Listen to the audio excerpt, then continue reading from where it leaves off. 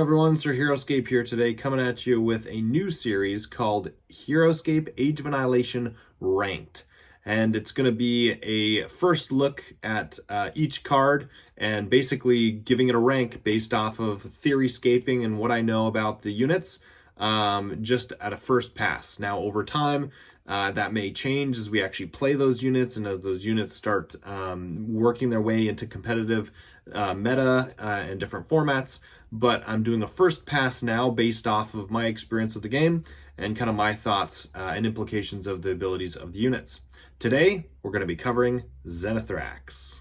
And just before we get into that, please remember to use the Sir Heroscape affiliate link. I was able to get approved for that with Renegade, and that affiliate link here can be found in the description as well, is where you'll navigate to in order to do your pre-orders, and that's a great way to help support the channel. So please, and thank you for those of you that have used it. That's awesome. Thank you so much. Now let's get back to Xenithrax. So let's go ahead and read the card, and then we'll talk a little bit about it. Xenithrax, the Vine Weaver, is a dragon, unique hero, class Warden, majestic personality, so no synergies for Warden or majestic, but synergies for dragon. Xenithrax, the Vine Weaver, has two abilities, well, technically three, flying at the bottom there. And Xenithrax starts the game with 3 Xenithrax Vine Glyphs on this army card. Once per round, after moving and before attacking, Xenithrax may choose an empty space within 4 spaces of Xenithrax and place a Xenithrax Vine Glyph from this army card onto that space. That is significant. We'll talk about that in a minute. The other ability, Erupting Earth Special Attack. Range 5 plus, special, attack 4, special. The first target of Erupting Earth Special Attack must be within 5. After attacking with Erupting Earth Special Attack, you may choose a figure that was adjacent to the defending figure at the beginning of that attack and attack the chosen figure with Erupting Earth Special Attack, rolling 1 fewer attack dice. So you go down from 4 to 3 on the second one. You may continue attacking with Erupting Earth Special Attack in this manner, rolling 1 fewer die than the previous attack, up to a total of 4 attacks. A figure cannot be attacked more than once in a turn with Erupting Earth Special Attack. So, that's pretty dang good. When you look at the stat block, you've also got 8 life, 5 move, 1 range, 6 attack, 3 defense. For comparison, you've got Braxis. Braxis is 8 life, 6 move, 1 range, 5 attack, 3 defense. So pretty comparable there. And Braxis is 210. You've got your Nilfheim, which is at 185, right? The most competitive dragon, Nilfheim. And he's at 6 life, 6 move, 6 attack, 4 defense. So he's got a little bit more survivability in terms of defense, but less life. And his special attack can be 3 separate targets, all 4 dice, right? But Xenithrax actually has quite a lot going for him. You got the Summoning Vines, which is actually going to be super, super good in my opinion. The actual rule book, the beta version from the Vanguard edition, and I don't think we have the Vine Glyph ability officially. I checked the rule book of the current Renegade version, and I didn't see the glyph power. But if they keep the same power, the beta version states that if for the Vine Glyph, once it's placed, if a huge figure moves onto this glyph is immediately removed from the battlefield and that figure may continue its movement. So again, think of it like, vines coming up out of the ground. Huge figures just stomp them down, right? Figures standing on this glyph roll 1 fewer attack die and 2 fewer defense die. So, they're all wrapped up, right? Constrained. When a figure on a Xenithrax Vine Glyph moves off of the glyph, roll 1 attack die. If you roll a skull, that figure takes 1 wound. Remove this glyph from the battlefield after a figure moves off of it, or at the end of the round if a figure is standing on it. So, really, really good. You get 3 of those with Xenithrax, which essentially operates as your own screen. Right? I mean, if it's before moving and after attack, or it's after moving and before attacking. So you fly the dragon out, you plop a glyph within 4 into like a choke point. And huge figures obviously can move through it, but any small, medium, large that moves onto the glyph, because it's a power glyph, has to stop movement. That in and of itself is super powerful because they have to stop movement through the glyph, and maybe that's the only way to get to the Xenithrax. Okay, well, once they stop movement, then they're rolling -1 attack and -2 defense while they're sitting on the glyph. Now, the thing is, because they stop movement, they're at least staying there for a full turn, which means you're going to be able to attack that figure, whether it's a squad or a hero, while they've got -2 defense. Okay, so they're stuck on the glyph till the next turn. The next turn, if they want to get off of the glyph, then they have to roll an attack dice against themselves, which is essentially a disengage, right? So for squad figures, it's potentially killing it. For a hero, it's, taking damage. Now, if they stay on it for the whole round, then you get rid of the glyph at the end of the round.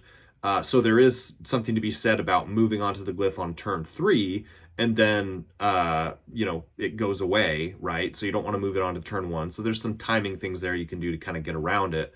But again, you've got the dragon placing glyphs kind of in key areas on the map that can create choke points, can create, kind of a screen, a wall, as it were, for the position of the dragon, which is super, super strong. So now you then take that and go back and look at the actual abilities of the special attack. And as a dragon, you can sit back from 5, but you've got an effective range of 9, right? Because the first target is within 5, then the next target's adjacent, next target's adjacent, next target's adjacent. Or so I guess range of 8. So 5, 6, 7, 8. So an effective range of 8. Now each figure has to be adjacent, but again, you're potentially rolling on someone who's on a vine glyph. So in a perfect world, you're able to roll, against multiple figures that are trying to get the dragon. You've got 1 or 2 of them on a vine glyph. So even though you're rolling less dice for each additional attack against an adjacent figure, you're able to maybe get 1 or 2 of those on a vine glyph and do some damage. Again, it's an attack of 4, then it's an attack of 3, attack of 2, attack of 1. If you've got low defense units, that's quite good. And again, it's 4 attacks. So 4 plus 3 is 7, plus 2 is 9, plus 1 is 10. So that's 10 dice. So that's pretty substantial when you're talking about taking a turn from 5 spaces away. And even if you don't chain those attacks, even if your opponent spreads out and keeps their figures from being adjacent to each other, you're kind of creating bottlenecks by adding those glyphs where they have to create a choke point to try and get to you. So if your opponent's trying to get to you, even if they spread out and you can only target one at a time with a special attack, you're still forcing them into an awkward situation where they have to spread out and have to go outside their comfort zone and make sure they're not adjacent to each other, right?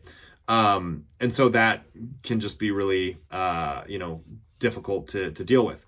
Additionally, you can set up a chain attack using your own figures. So like if you say, hey, here's, your opponent's figure, I'm going to place one of my figures here, right? And then the second and third enemy units are over here. You can chain that first enemy unit, chain your own figure in order to create additional chained attacks to the additional units of your opponent. So there's some cool things you can do about that to still increase the chance of dealing damage.